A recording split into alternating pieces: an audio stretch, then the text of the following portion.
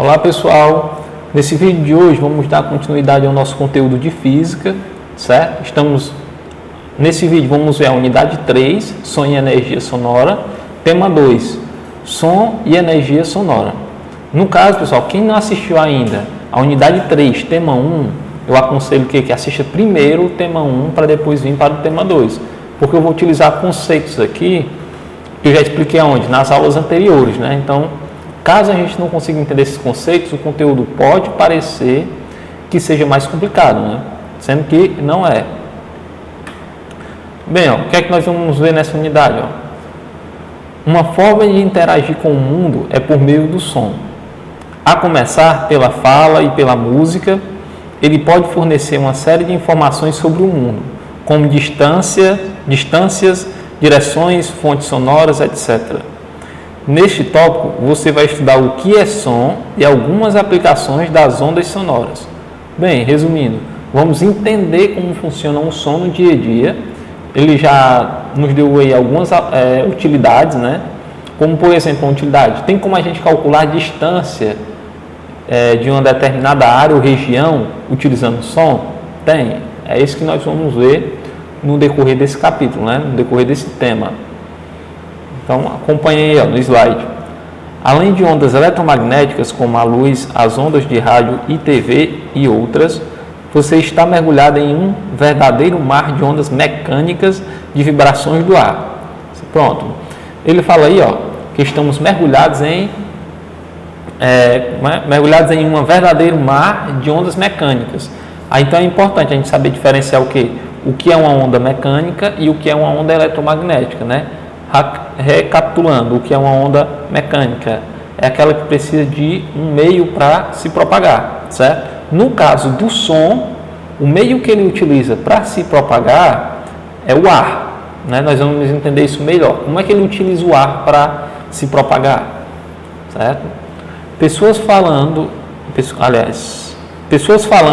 ronco dos motores dos automóveis, telefones celulares e alto-falantes em geral são fontes de um tipo de energia mecânica bastante familiar, que é a energia sonora, né? Então, pessoal, lembrando, resumidamente, energia sonora, a gente já tinha falado, aliás, de outros tipos de energia, né? Energia térmica, energia luminosa, né? Dos tipos de energia elétrica.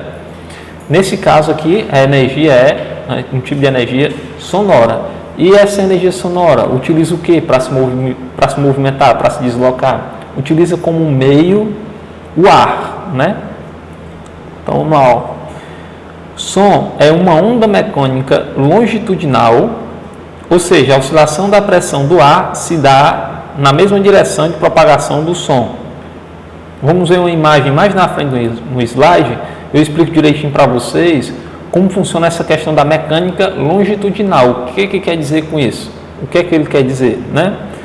Que se propaga em sólidos, líquidos e gases, mas não se propaga no vácuo. As frequências audíveis para o ser humano variam de 20 Hz a 20.000 Hz. Essa informação é importante, pessoal. Nós, seres humanos, só conseguimos escutar sons que têm uma frequência de 20 a 20.000 Hz, né? Então, tá vendo como é importante a gente ver os conceitos anteriores, que eu estou falando de frequência. Quando foi que eu falei de frequência? Na aula anterior, de onda, né? Quando eu falei de onda. Então, vamos lá. E ela também pode se propagar onde? A energia sonora, onde ela pode se propagar? Nos sólidos, nos meios sólidos, como o ar, né? Nos líquidos, na água. Aí quer dizer que o som se propaga na água? Sim, se propaga, né? E no solo, nos líquidos e nos gases. Pronto. Outra informação é que nós, seres humanos, só escutamos sons em uma determinada medida, né? De 20 Hz a 20.000 Hz. O próximo aqui, nesse próximo slide, onda sonora, eu trouxe alguns outros tipos de sons, né? Esses sons audíveis, aliás, a gente pode ter uma noção de que só existem sons audíveis, que a gente consegue ouvir. Quando eu falo audíveis, eu digo para seres humanos, né? Mas sabemos que, na verdade, existem outros tipos de sons. aqueles que nós não conseguimos escutar. Por exemplo, o infrassom, né? A gente vai ver direitinho essa questão do infrassom, que tem uma frequência menor, né, do que um som que a gente consegue ouvir. Infrassom, um exemplo, sons inaudíveis para o ser humano. Quem é que faz esse tipo de som? Como é que eles se comunicam? Os golfinhos, né? Quem faz esse tipo de comunicação com infrassom são os golfinhos. Eles se conversam dessa maneira, né? E também existem sons com a frequência maior do qual a gente consegue ouvir, que é acima de 20 mil Hz. Né? No caso seria o ultrassom. Né? E quem é que utiliza esse tipo de frequência para se comunicar? Os morcegos, né? Tanto para se comunicar quanto para se deslocarem. Né? Por quê? A visão do morcego, pessoal, ela é muito debilitada. Ele não tem uma boa visão. Então ele utiliza essa questão do ultrassom, que a gente vai até resolver uma questão semelhante. Aí eu retorno para esse exemplo do morcego, né? E da aplicação dele na questão do ultrassom. Ou seja, nós nem conseguimos escutar os infrassons nem os ultrassons. Isso não quer dizer que eles não existam, né? Então vamos lá. A onda sonora. Pronto. A onda sonora é uma onda longitudinal, ou seja, a propagação das ondas se dá na mesma direção de perturbação. Como assim, pessoal? Como é essa onda? Né? Como é que eu estou conseguindo falar aqui e vocês estão conseguindo me ouvir daí? Certo que aí é um alto-falante ou um fone de ouvido que vocês estão utilizando, né? O alto-falante do celular. Mas como é que essa minha voz chega até vocês? No caso, é por meio de compressão do ar. Quando ele fala uma propagação de onda longitudinal, o que é que significa? Quando eu falo aqui, ó, vamos supor que uma parte desse ar que está aqui na minha mão, ó, certo? É como se eu empurrasse ele, ó, certo? Quando eu empurro ele, ele cria uma certa pressão. Vamos supor que eu tenho um bloco de ar, tem uma pessoa falando aqui, ó, nessa minha mão, certo? Nesse lado aqui. Então, quando ela fala, é como se ela comprimisse o ar. Quando ela comprime esse ar aqui, ó, cria uma pressão, não criou? Criou. O que é que acontece? Com essa pressão, ela tende a se expandir. Mas ela se expande assim de novo? Não. Ela faz isso, ó. Ela empurra a parede para a minha direita, certo? Então, cria uma certa frequência, um certo tipo de onda. Um desenho mais na frente vai simplificar melhor para vocês, certo? Mas como é criado esse som?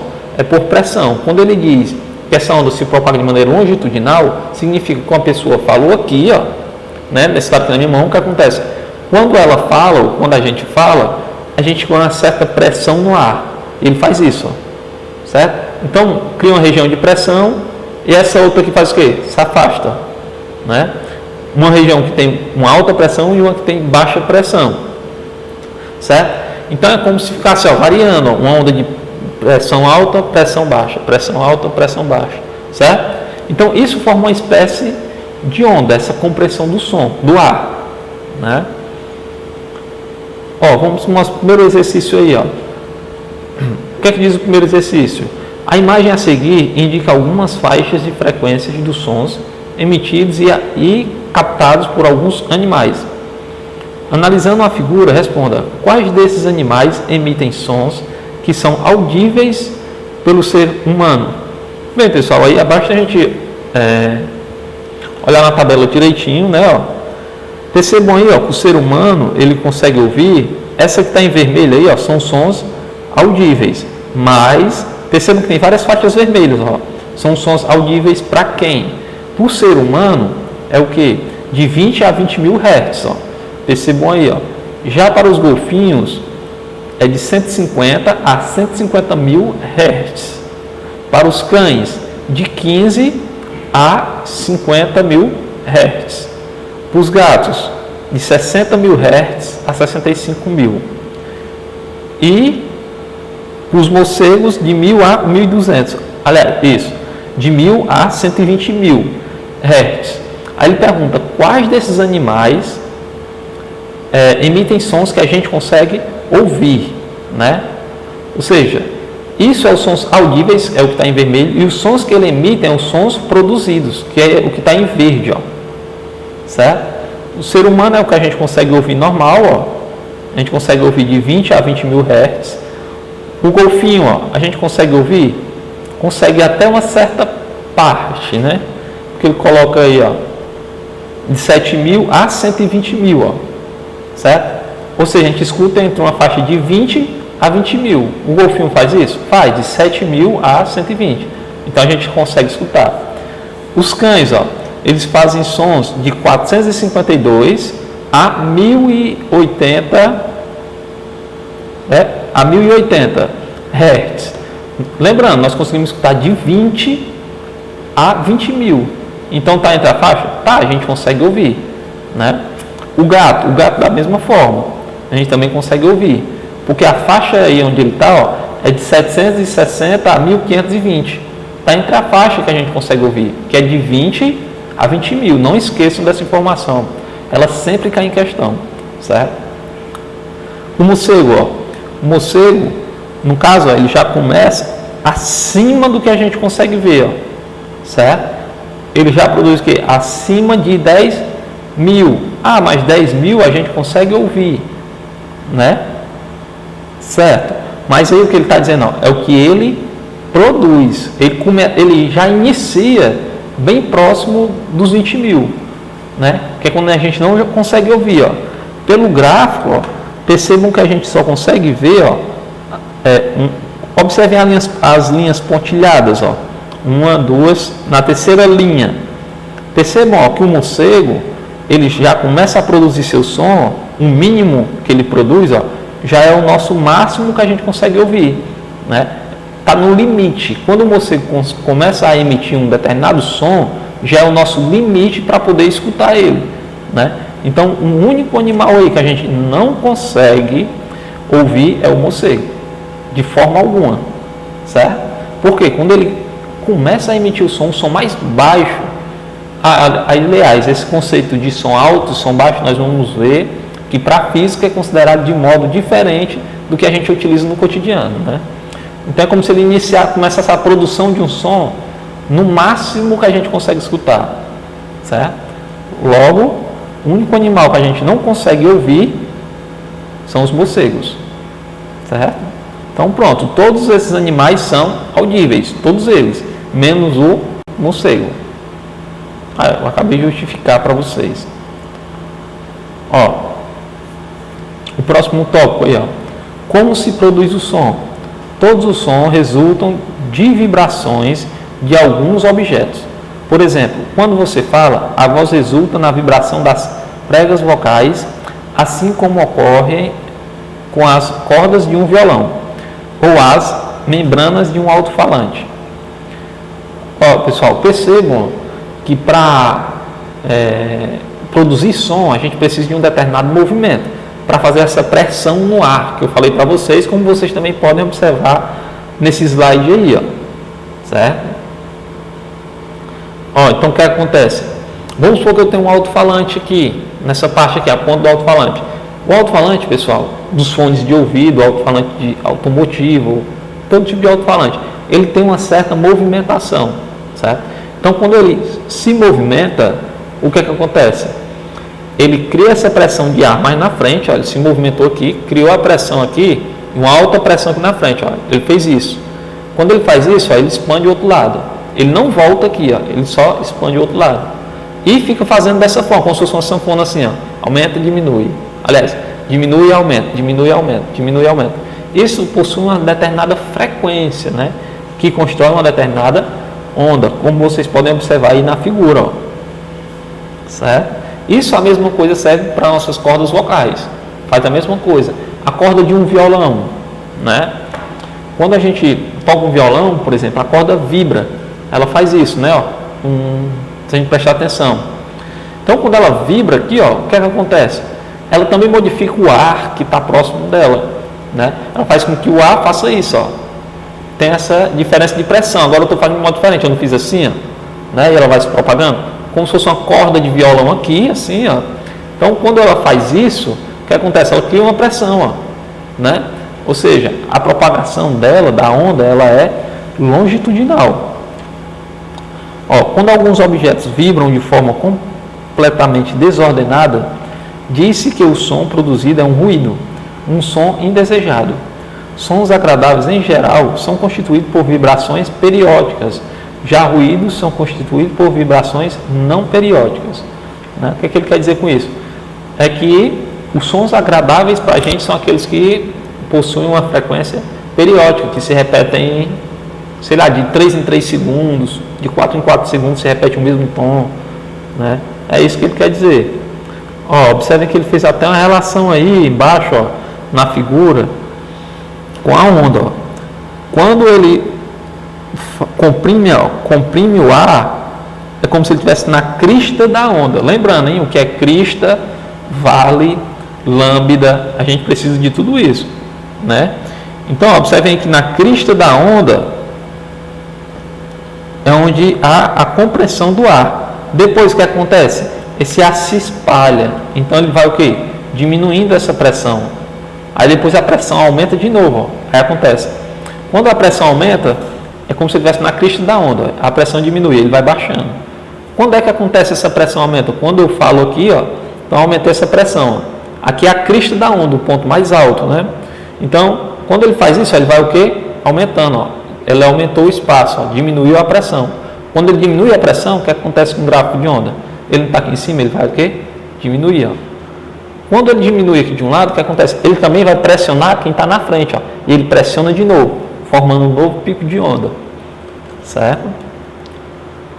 Mas é mais interessante para vocês, de modo resumido, o que é? A onda se propaga de maneira longitudinal, a onda sonora, por meio da compressão do ar. Só isso, certo? Vamos lá, vamos ver agora as características das ondas sonoras. Os diferentes tipos de som podem ser caracterizados por sua intensidade, altura e timbre, né? Pessoal, desconsiderem o senso comum que a gente utiliza, pronto, volume, altura, a gente considera como se fosse a mesma coisa. Um som está tocando baixo, um som está tocando alto. Não é isso que significa para física, eu vou mostrar isso para vocês. Intensidade do som, vamos ver cada um separado. Vamos ver intensidade, as características da intensidade, da altura e do timbre. O que é a intensidade sonora? É chamado no senso comum de volume do som, certo? Não chamamos de volume, né? Comumente chamamos de volume, aliás, mas fisicamente chamamos de intensidade do som, certo? E o que é isso? É a propriedade que permite distinguir sons fortes, mais intensos, dos sons menos intensos, sendo uma propriedade ligada à energia e à amplitude da vibração da onda. Ao se chamar som com volume alto, os físicos chamam de som com forte ou muita intensidade. Grandes amplitudes de onda dão origem a sons muito intensos, enquanto pequenas amplitudes dão origem a som pouco intenso. Certo? Ou seja, a intensidade do som está relacionada com o quê? Com a amplitude de onda. Certo? Ó, por isso que é importante ver a aula passada, porque lá eu expliquei o que era comprimento de onda, amplitude, o que é o lambda, né? O que é a crista, o que é o vale, certo? Então é importante ter esses conceitos para a gente poder entender esse capítulo 2, esse tema 2. Ó, logo, a intensidade do som está relacionada com o quê? Com a amplitude da onda, com o tamanho da onda, né? Lembrando que a amplitude é aquela parte central da onda até o vale ou aquela parte central da onda até a crista. Ou invertir, ó, até a crista, que é o ponto mais alto, que é essa distância, vamos supor que a gente tem uma onda, né, como tem aí no desenho de vocês. A amplitude maior é aquela que tem a distância maior entre o meio da onda, que é aquela linha que passa no meio, e a sua crista, certo? Ou que é a mesma distância dessa linha do meio para o ponto maior, que é o vale, né? É só essa distância aqui, ó. Então, quanto maior a amplitude, maior a intensidade do som, certo? Então vamos lá para o segundo, ó. Intensidade de som, intensidade sonora. Pronto, vamos continuar falando sobre a intensidade sonora, certo? Deixa eu ver aqui, só um instante.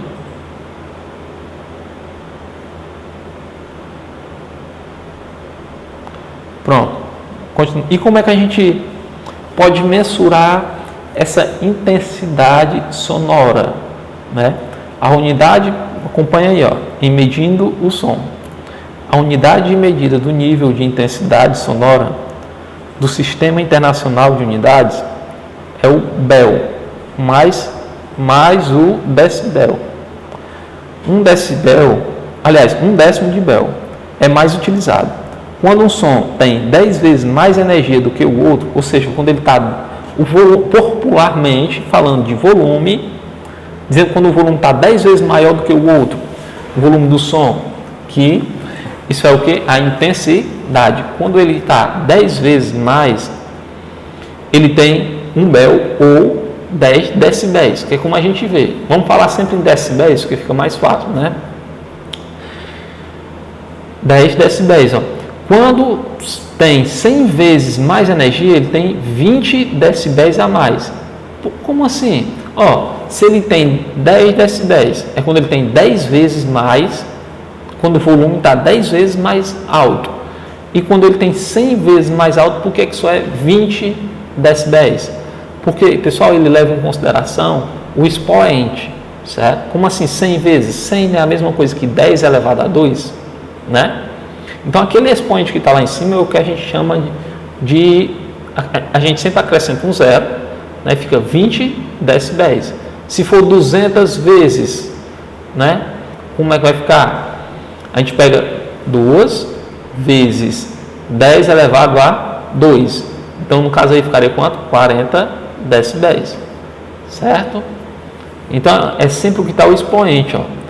A orelha humana, acompanhe no slide, ó. A orelha humana precisa de uma energia mínima para vibrar. Nós também vamos ver como é que funciona o nosso aparelho auditivo, né? Para a gente entender como é que a gente consegue escutar os sons. Essa energia é denominada limiar de audição, que é 10 decibéis. Ou seja, a gente só começa a ouvir algum som acima ou igual a 10 decibéis, certo?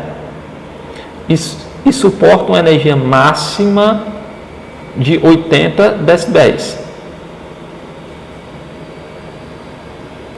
Aliás, consegue escutar mais, mas começa a ser desconfortável para a gente, ser humano, a partir de 80 decibéis.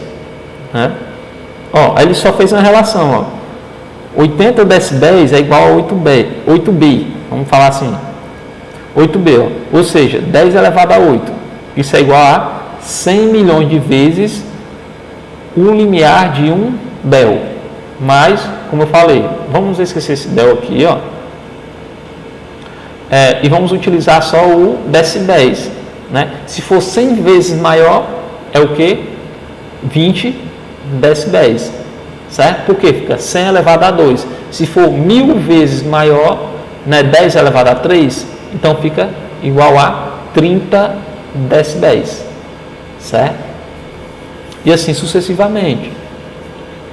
Ó, então, tem uma tabelinha aí pra gente, ó, pra gente ter uma noção. Por exemplo, som de chuva é como se fosse 50 decibéis, é um som agradável, né?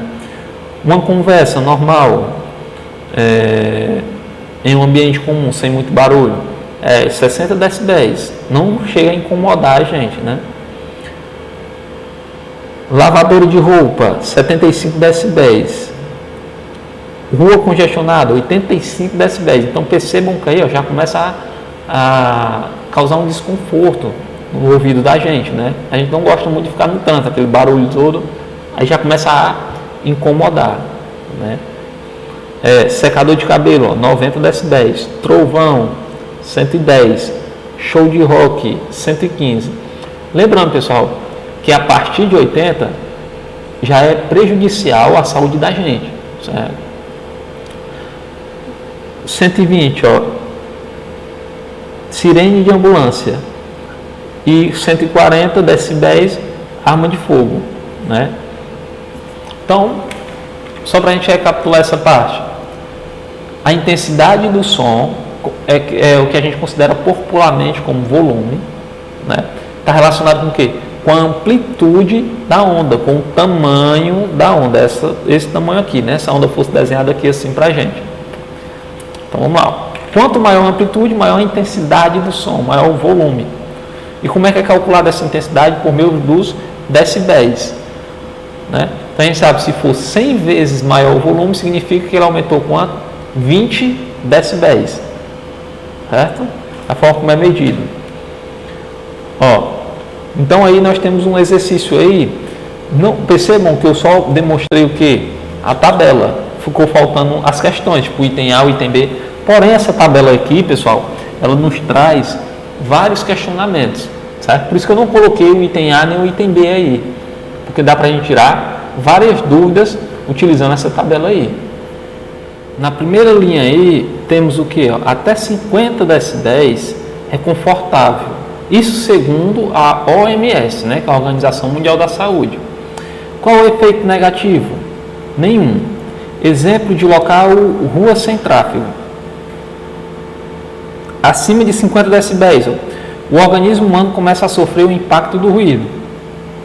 Aí quer dizer que o organismo humano também sofre esse impacto? Sofre. Pode fazer pode trazer algum malefício para a gente? Pode, é o que nós vamos ver agora. De 50 a 65, a pessoa fica em estado de alerta não relaxada. Diminui o poder de concentração e prejudica o trabalho intelectual. Como assim? A partir desses 55 a 65 decibéis, já passamos a ter dificuldade para se concentrar. Temos que gastar uma energia maior para poder ler um livro, por exemplo, ler alguma coisa. Aí um exemplo de local que ele nos dá é o de grandes escritórios e empresas. Aí acima de 65 a 70 decibéis, inícios das patologias ligadas ao ruído. O organismo tenta reagir para se adequar ao ambiente, minando as defesas. Aumenta o nível de cortisol no sangue, diminui, o que é que ele faz? Aumenta o nível de cortisol no sangue, cortisona no sangue, diminui a resistência imunológica, induz a liberação de endorfina, tornando o organismo dependente. É isso que muitas pessoas só conseguem dormir em ambientes silenciosos com o rádio ou a TV ligado. Aumenta a concentração de colesterol no sangue, certo? Ou seja, achamos que escutar som muito alto vai prejudicar apenas o quê? Apenas o nosso aparelho auditivo, mas não é verdade, chega a prejudicar também outros órgãos, né? Trazendo essas consequências aqui que eu acabei de ler para vocês, certo? Uma pergunta que eu até me lembrei agora, como é que está feito lá? A partir de que intensidade é que o som pode prejudicar a gente? A partir de 50 decibéis, ou lá no conteúdo 80 decibéis, né? Segundo a Organização Mundial da Saúde é com 50, segundo o nosso livro é com 80 decibéis. Pode trazer problemas. Aliás, se eu fizer essa pergunta para vocês, um som muito alto só traz problemas para a audição, verdadeiro ou falso? Falso, né? Também traz problema para os outros órgãos, não só para o aparelho auditivo, né? Por exemplo, sons acima de 70 decibéis, o organismo fica sujeito a estresse degenerativo, além de abalar o equilíbrio emocional. Aumentam os riscos de infarto e infecções, entre outras doenças sérias. Rua de tráfego intenso, que é um exemplo, né, de onde tem essa questão de acima de 70 decibéis. Bem, pessoal, essa questão era só mais para mostrar a vocês a influência que o som traz no nosso corpo, né, no corpo humano.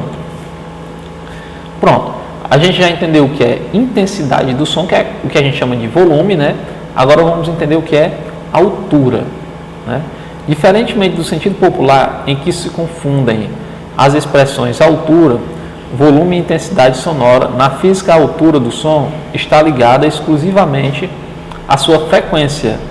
É ela que permite distinguir um som baixo ou grave, de baixa frequência, dos sons altos ou agudos, ou de alta frequência. Como assim? O que na física, fisicamente chamamos de altura, é com relação à frequência. O que é que a gente pode associar no cotidiano? Se um som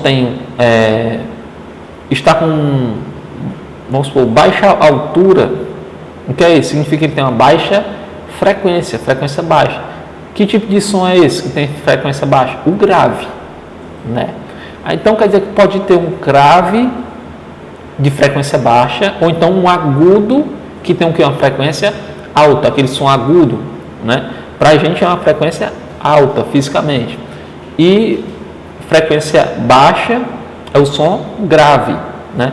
Então quer dizer que eu posso ter um som alto, né? Posso ter um som alto e o volume baixo.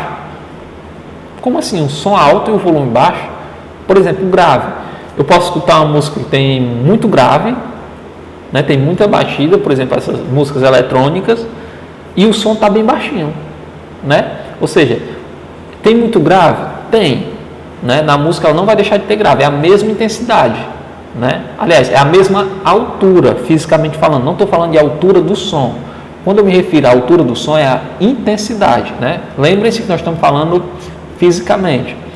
Então, ó, quando eu tenho um som, uma música eletrônica que tem muita batida, no caso, o som dela é o quê? Grave. A intensidade é que vai depender, que é o que a gente entende por volume. Pode ser a intensidade alta ou uma intensidade baixa, certo?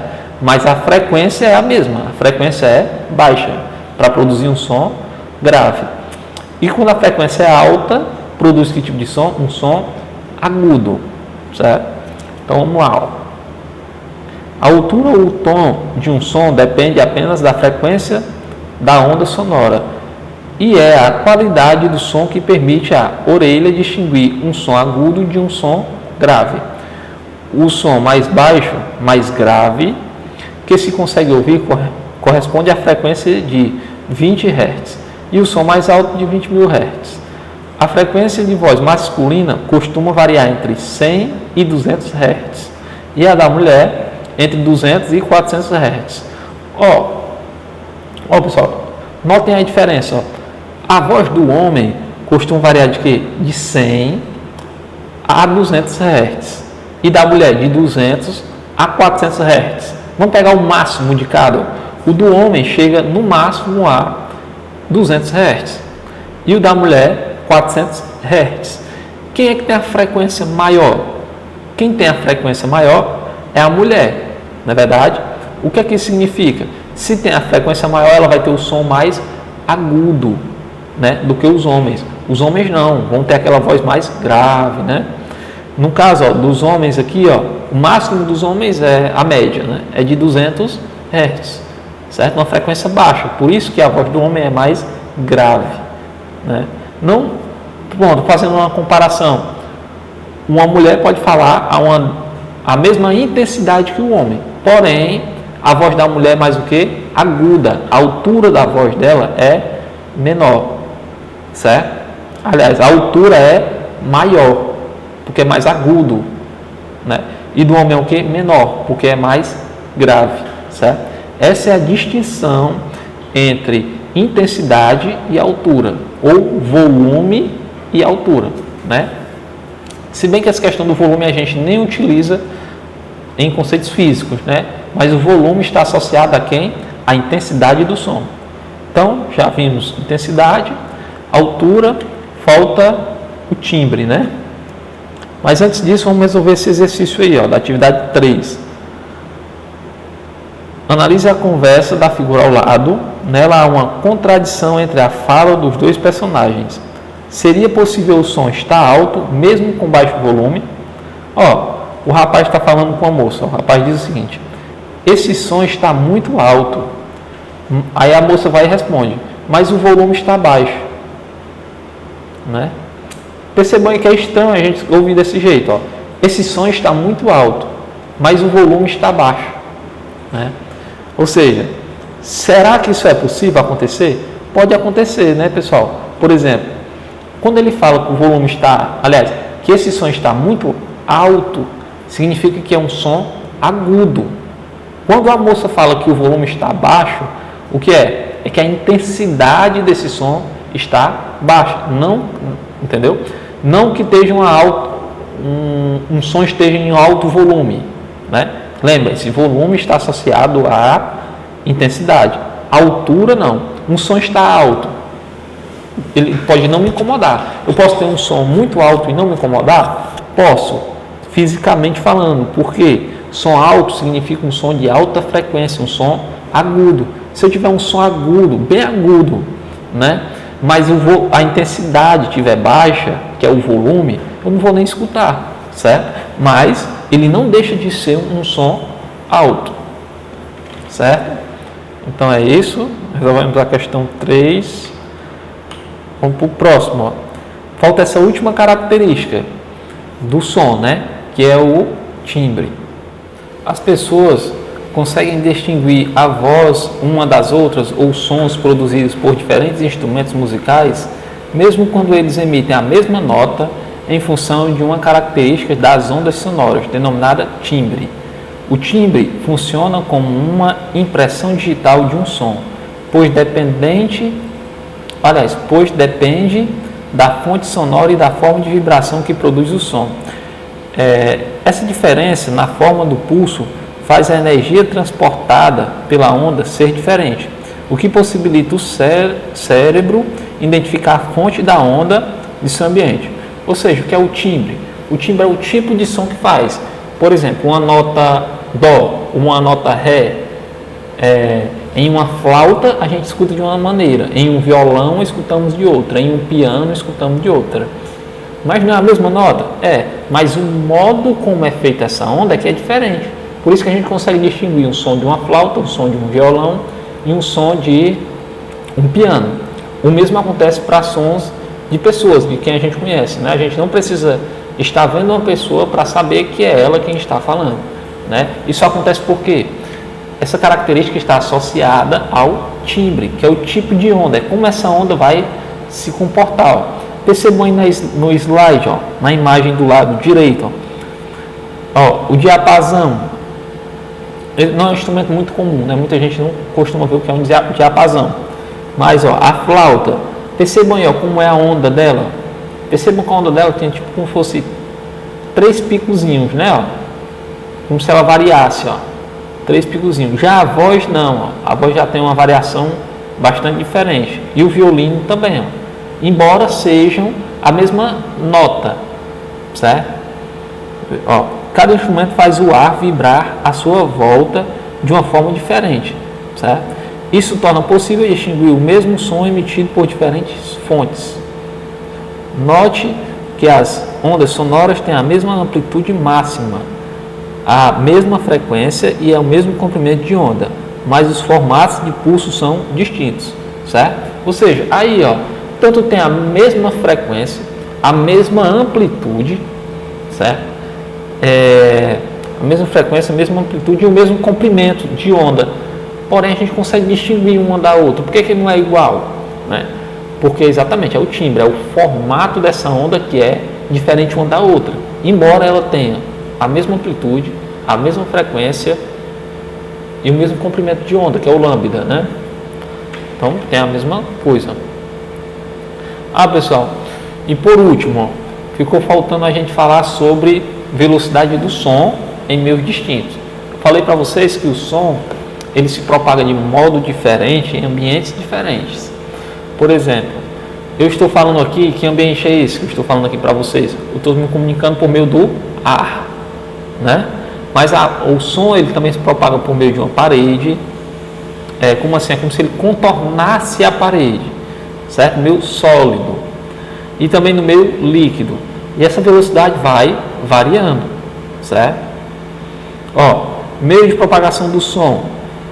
Ele é o que? Ele é maior nos sólidos, aí vai diminuindo no líquido e nos gases, certo? Ele vai o que? Diminuindo. Mas isso é lógico, porque nos sólidos, se vocês lembrarem, as moléculas estão mais próximas umas das outras do que nos líquidos e do que nos gases. Então o que acontece? Se no sólido as moléculas estão mais próximas umas das outras, então quando eu falo, que a gente utilizou esse exemplo, ou então um alto-falante, né? Se tem várias moléculas aqui, ó, uma próxima das outras, fica mais fácil de eu empurrar todas elas para frente, ó, né, do que, vamos supor, eu tenho aqui 100 moléculas aqui nessa área, aqui 100. Não é mais fácil eu apertar essas moléculas aqui nessa parede, juntar elas? Não é mais rápido, já que está cheio de moléculas nesse ambiente? Agora vamos supor que nesse ambiente só tenha 4 espalhado aqui, ó, entre uma mão e outra. Não vai ser mais difícil, mais lento de eu causar uma compressão nessa outra parede aqui, ó, né? Eu empurrar as 4 moléculas, até as 4 moléculas empurrar essa parede aqui, ó. Vai demorar mais. E assim sucessivamente, né? Por isso que a velocidade nos sólidos é mais rápida do que no líquido, e no líquido é mais rápido do que nos gases, ó. Observem a tabela, ó. A velocidade no vidro, ó, que é um sólido, é de 5.130 metros por segundo. Na água do mar, 1.533, ó. Na água já baixou, ó, 1.493. Por que ele baixou? Tem diferença na água do mar e na água sem sal? Tem, né, pessoal? Por quê? Porque na água do mar tem sal, tem mais o quê? Partículas naquele meio, do que na água que não tem sal. Por isso que a velocidade do som diminui, certo? Aí ele foi para o hidrogênio, depois para o hélio e para o ar comum, né? Que a gente diz o quê? Que é 343 metros por segundo. Essa é a velocidade no ar, né? A velocidade do som no ar. Bem, pessoal, então o conteúdo é esse, né? Vejam direitinho, parte por parte, e tentem resolver alguns exercícios, né, do próprio livro de vocês. Eu já resolvi alguns, e procurem também na internet, tem vários exercícios desse tipo, certo?